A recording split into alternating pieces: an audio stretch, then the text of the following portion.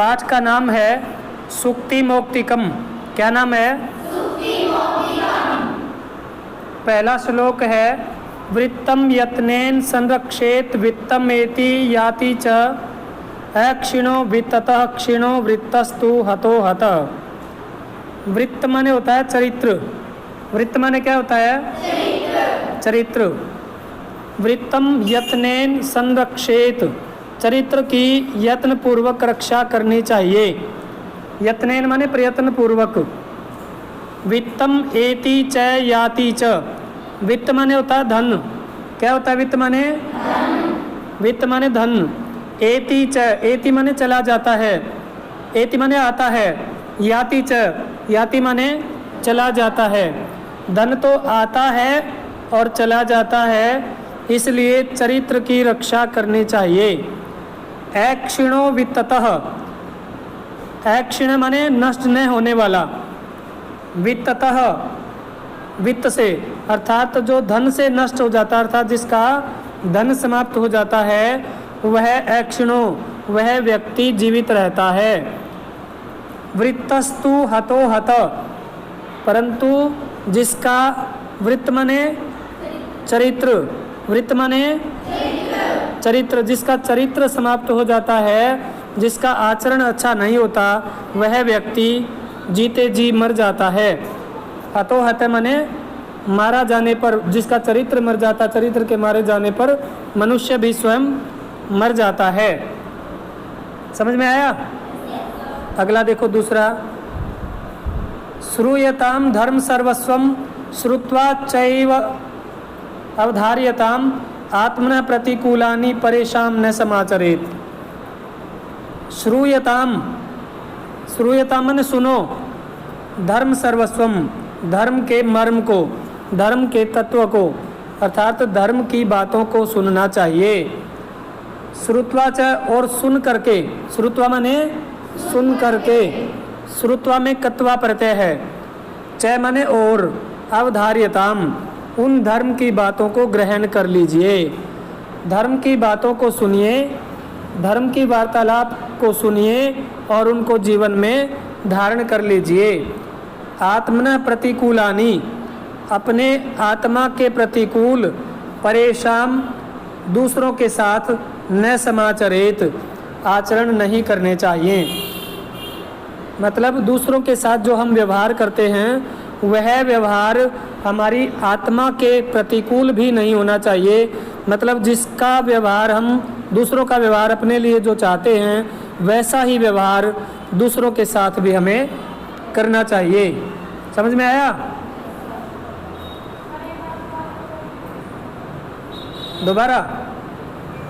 दोबारा देखो, श्रूयताम धर्म सर्वस्वम, धर्म के मर्म को सुनिए।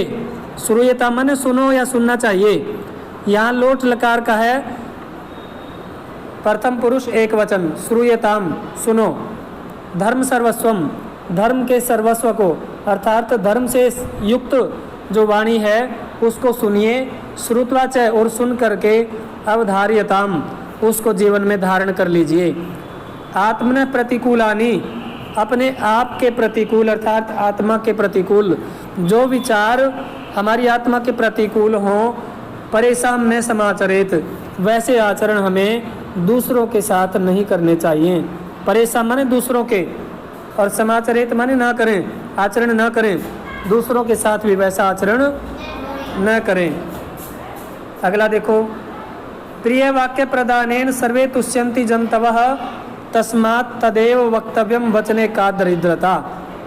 प्रिय वाक्य प्रदानेन, प्रिय वाक्य प्रदान करने से, अर्थात प्रिय वाक्य बोलने से, सर्वे सभी जंतवः प्राणी तुष्यन्ति संतुष्ट होते हैं। यदि हम दूसरों के साथ अगर प्रिय वाक्य बोलेंगे, प्यारे वचन बोलेंगे, तो उससे सभी प्राणी जो जो हमारी वाणी को सुनेंगे वो सभी संतुष्ट होंगे, प्रसन्न होंगे। तस्मात्, इस कारण से, तदेव वक्तव्यम, वही बोलना चाहिए। वचने का दरिद्रता, बोलने में किस प्रकार की गरीबी, दरिद्रता माने गरीबी। हमें प्रिय वाक्य ही बोलने चाहिए, प्रिय वाक्य बोलने में हमें दरिद्रता नहीं दिखानी चाहिए। समझ में आया? फिर से सुनो। प्रिय वाक्य प्रदानेन सर्वे तुष्यन्ति जंतवः। प्रिय वाक्य बोलने से सभी प्राणी संतुष्ट होते हैं। तस्मात् इस कारण से तदेव वक्तव्यम, वही वचन बोलने चाहिए। वचने का दरिद्रता, बोलने में किस प्रकार की दरिद्रता, अर्थात हम बोलने में कंजूसी क्यों करें। ठीक है। अगला है पिबन्ति नद्यः स्वमेव नाम्भः स्वयं न खादन्ति फलानि वृक्षः नादन्ति सस्यं खलु वारिवाः परोपकाराय सताम विभूतय।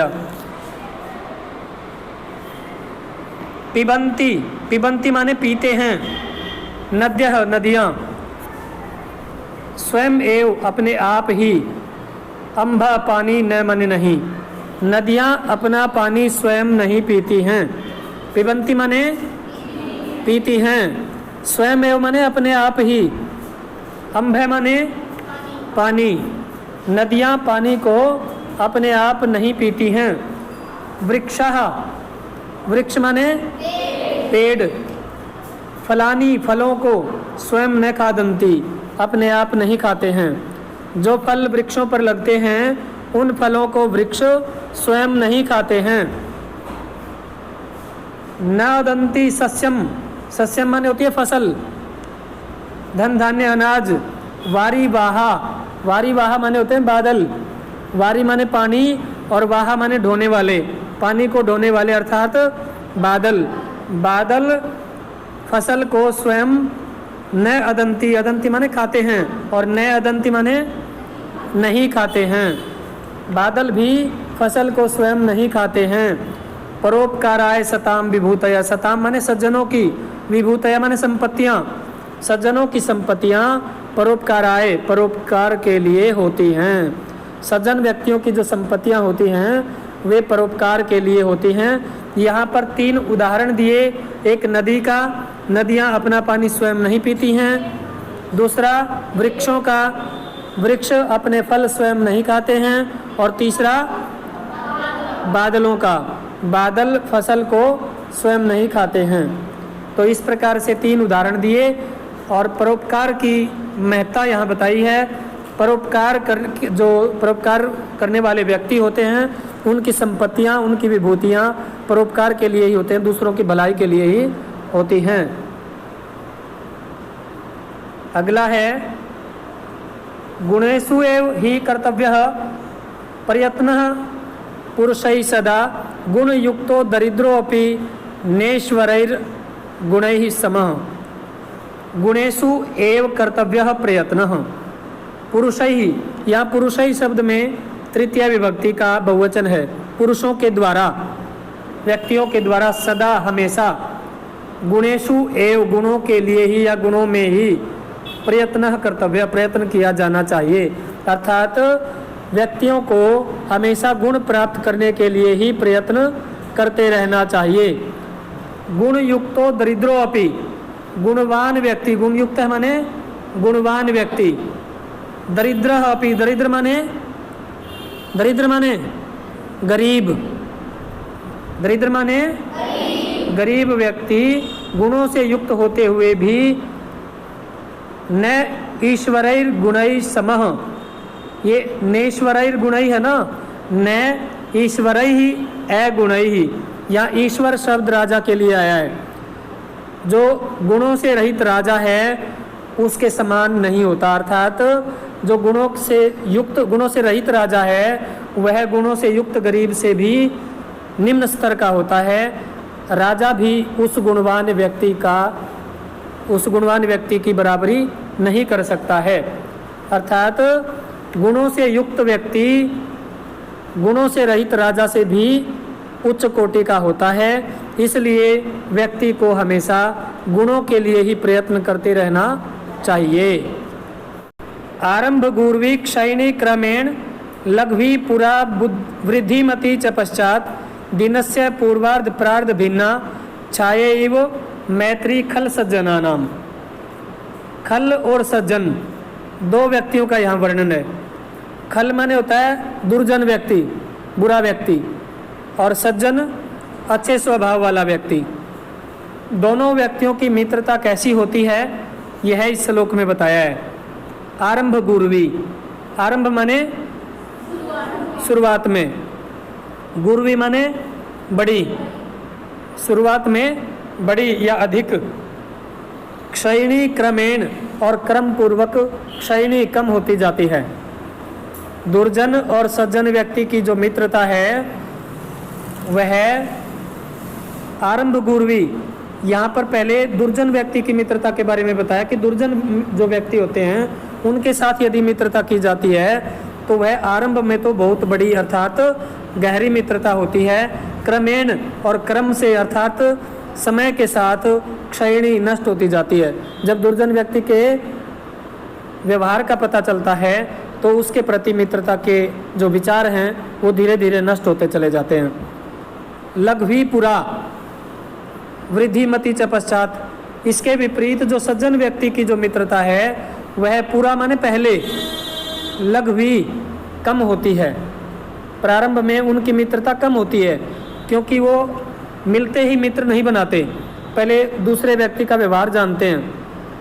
वृद्धिमति च पश्चात, और पश्चात माने बाद में, वृद्धिमति माने बढ़ती रहती है। जो सज्जन व्यक्ति मित्रता करते हैं प्रारंभ में उनकी गहरी मित्रता नहीं होती, लेकिन उनके व्यवहार का, उनके गुणों का एक दूसरे को पता चल जाता है तो उसके बाद उनकी मित्रता बढ़ती रहती है। अब उदाहरण यहाँ दिया है, दिनस्य पूर्वार्ध प्रार्ध भिन्ना। दिनस्य माने दिन की, पूर्वार्ध, पूर्वार्ध का मतलब होता है आधा पहले का। जैसे दिन है ना, दोपहर से पहले का पूर्वार्ध और दोपहर के बाद का परार्ध, ठीक है। यहाँ क्या कहा, पूर्वार्ध जो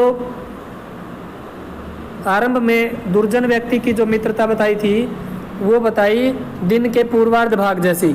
पूर्वार्ध भाग माने प्रातः काल से लेकर दोपहर तक। क्यों बताया, ये छाया यु मैत्री, छाया के समान। जो सूर्य निकलता है ना प्रातः काल में और व्यक्ति खड़ा होता है तो उसकी छाया लंबी होती है, चाहे व्यक्ति है चाहे कोई वृक्ष है, जिस भी किसी की सूर्य के ऊपर धूप पड़ती है और उस धूप के कारण जो छाया होती है वह लंबी होती है। और जैसे जैसे दिन दोपहर की तरफ बढ़ता जाता है वो छाया छोटी होती चली जाती है क्योंकि सूर्य आकाश में चला जाता है, ठीक है। ये तो है दुर्जन की मित्रता। जिस प्रकार से छाया कम होती जाती है ना, उसी प्रकार से दुर्जन व्यक्ति के साथ की गई मित्रता भी कम होती चली जाती है।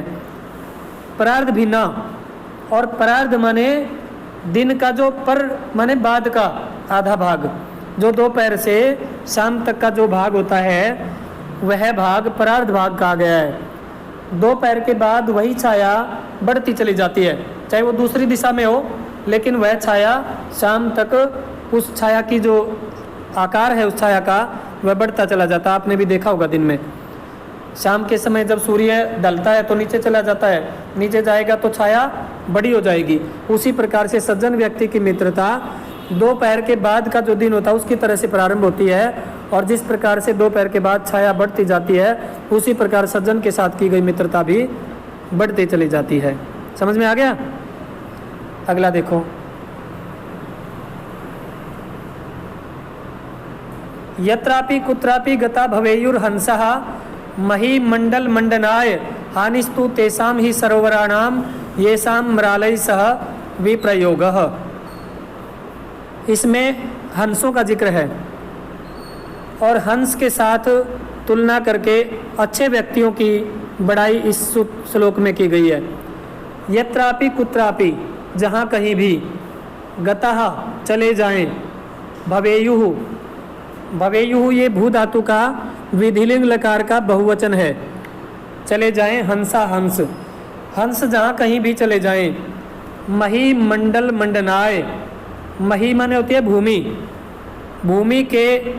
भूमि को सुशोभित करने के लिए हंस जहाँ भी जाएंगे, भूमि का जो भाग है, जिस भाग में हंस जाएंगे वह भाग सुशोभित होता ही होगा, क्योंकि वो सुशोभित करने के लिए ही हंस एक स्थान से दूसरे स्थान पर जाते हैं।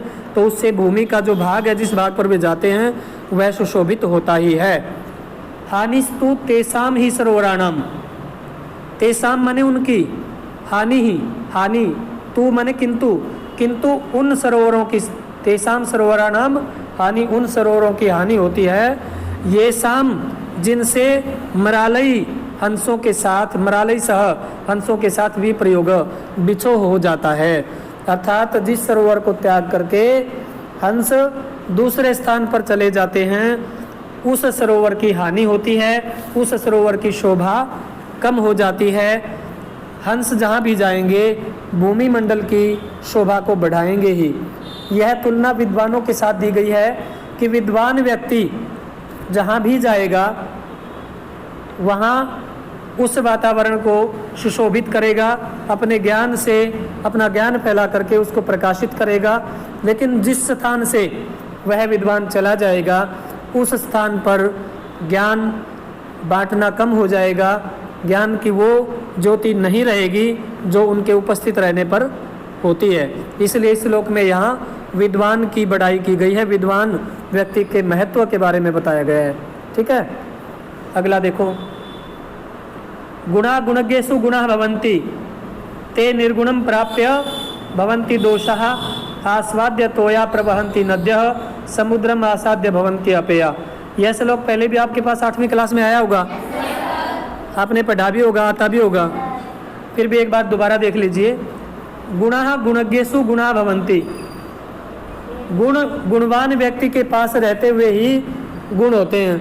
अर्थात गुणवान व्यक्ति में गुण रह करके गुणों का महत्व बढ़ जाता है। ते निर्गुणम प्राप्य, वे यदि निर्गुणम गुणों से रहित व्यक्ति को, प्राप्य माने प्राप्त करके, अर्थात गुणों से रहित व्यक्ति में यदि वही गुण चले जाएं तो दोषा भवन्ति, दोष हो जाते हैं, क्योंकि उस व्यक्ति को उन गुणों का किस प्रकार से प्रयोग करना है यह उसको उचित प्रकार से ज्ञान नहीं होता।